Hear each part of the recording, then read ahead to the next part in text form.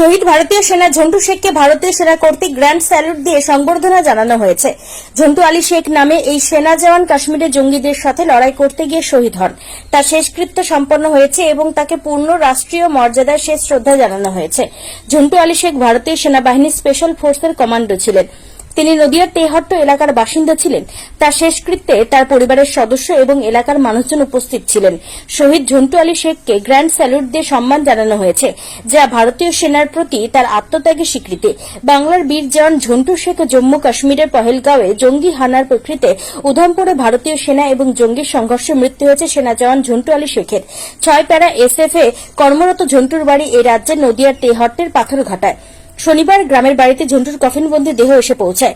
তার আগে শহীদদের পরিবারের সঙ্গে ফোনে কথা বললেন মুখ্যমন্ত্রী মমতা বন্দ্যোপাধ্যায়। ঝন্টুর পরিবারের সূত্রে খবর, তার আগে শহীদের পরিবারের সঙ্গে ফোনে কথা বললেন মুখ্যমন্ত্রী মমতা বন্দ্যোপাধ্যায়। ঝন্টুর পরিবার সূত্রে খবর, শুক্রবার ঝন্টুর দাদা নাজিম শেখকে ফোন করে মুখ্যমন্ত্রী জানিয়েছেন শহীদের পরিবারের পাশে আছেন তিনি। নাজিমের কথায় যে কোনো প্রয়োজনে তাকে সরাসরি ফোন করতে বলেছেন মুখ্যমন্ত্রী। আমরা বসাচ্ছি বর্ডারে, আপনারা শান্তি থাকেন। একটা বড় প্রশ্ন যেটা সেটা হচ্ছে আপনাকে এখন এই মুহূর্তে দেশের দায়িত্ব পালন করতে হচ্ছে, পরিবারের কোন দায়িত্ব কর্তব্য পালন করতে হচ্ছে?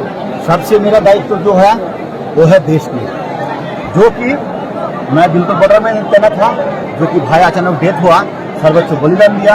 सीओ बोला ठीक है साहब, आप पहले घर देख के आओ, उसके बाद फिर आ जाओ। पहले भाई को चिंता के आ जाओ, उसके बाद फिर जाऊँगा। मेरा सर्वोच्च हमेशा क्या है, मेरा देश है। सबसे पहले मेरा देश है, उसके बाद मेरा परिवार है।